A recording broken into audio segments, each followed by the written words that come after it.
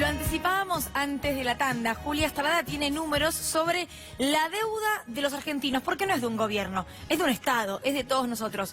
Julia, te escuchamos con mucha atención.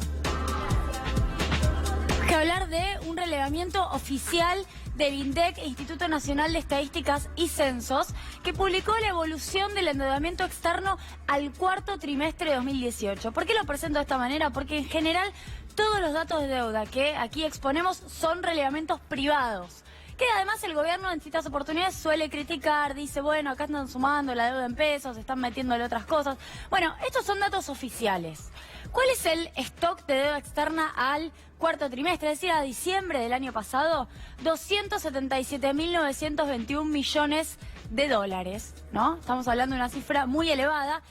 Y hay dos datos a resaltar. En primer lugar, que aumentó un 76% en 3 años. Según esta estimación que hace oficialmente el INDEC, podemos ir variando con los números, pero la tendencia, el aumento del 76%, es verdaderamente el dato que importa. Vamos a la segunda placa, Víctor Hugo Luli, porque el otro dato que importa es cualitativo. ¿Cuánto de esa deuda se devuelve en pesos y cuánto de esa deuda se devuelve en dólares? Ahí viene la placa que sigue. Adelanto el dato que a mi criterio es el más relevante, que es este que vamos a ver en verde. Solamente el 9% de esa deuda está en pesos. Por eso, y es importante que lo podamos razonar y entender de una manera lógica, cada vez que Argentina tiene turbulencias cambiarias, sube el riesgo país, porque los que miran desde afuera este mapa, 61% de la deuda en dólares, 20% en otras monedas que no son pesos, y 10% en euro, que también es moneda extranjera y que no producimos, no emitimos en Argentina, cualquiera que mira de afuera del país dice, pará, el dólar está a 45 y esta gente no tiene ni dólares, ni euros, ni otras monedas, solamente tiene pesos. ¿Cómo va a hacer para juntar los dólares para pagar los vencimientos de deuda externa? Es cada vez más difícil, es cada vez más cuesta arriba. Por eso, en el mercado secundario, que es el mercado de reventa de bonos, de los títulos de deuda externa, empieza a subir la tasa a la cual se revende ese bono, ese título. Y esa es la suba del riesgo país. El riesgo país es la diferencia entre la reventa de esos bonos en el mercado secundario y la venta de los títulos del Tesoro de Estados Unidos a 10 años. El riesgo país muestra que cuando miran este mapa dicen, esto cada vez es más difícil de sostener. Y esto es lo que nosotros venimos diciendo desde que arrancó el diario, desde el 2016. No solo hay un problema de vertiginosidad, de ritmo acelerado del endeudamiento, sino que hay un problema de la moneda en la cual se está tomando esa deuda para financiar déficit fiscal que está en pesos. Y esa es la otra característica problemática de la actual gestión.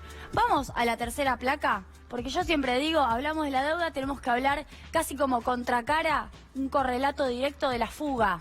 Esto también lo publicó el INDEC, por eso hago esta columna diciendo son todos datos oficiales. Se llama la posición de inversión internacional. Hay declarado afuera, es decir, no forma parte del patrimonio de los argentinos, 293.278 millones de dólares. La estimación que hizo el CEFIDAR, que es un organismo de investigación privado que se disolvió precisamente porque estaba financiado por el Banco de Nación y lo disolvió el actual gobierno apenas asumió en el 2016, es que había una estimación ya del 2015, vieja, unos 500.000 millones de dólares fugados.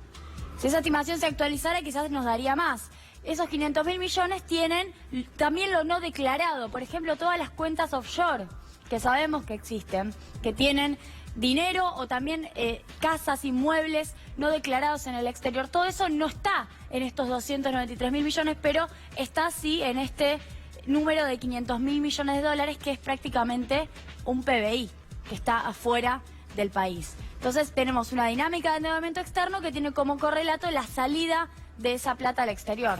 Estos millones de dólares, Juli, que estamos viendo ahí, ese número gigante que mostrás en pantalla, ¿son los que fueron blanqueados con esta ley del actual gobierno? Bueno, efectivamente, Luli, hay una parte importante, desde ya, no toda, pero hay una parte muy importante que no se trajo hacia el país, porque el blanqueo no significó traer el dinero. Los inmuebles desde ya no se traen ni se liquidan, se dejan donde están, sencillamente se declaran.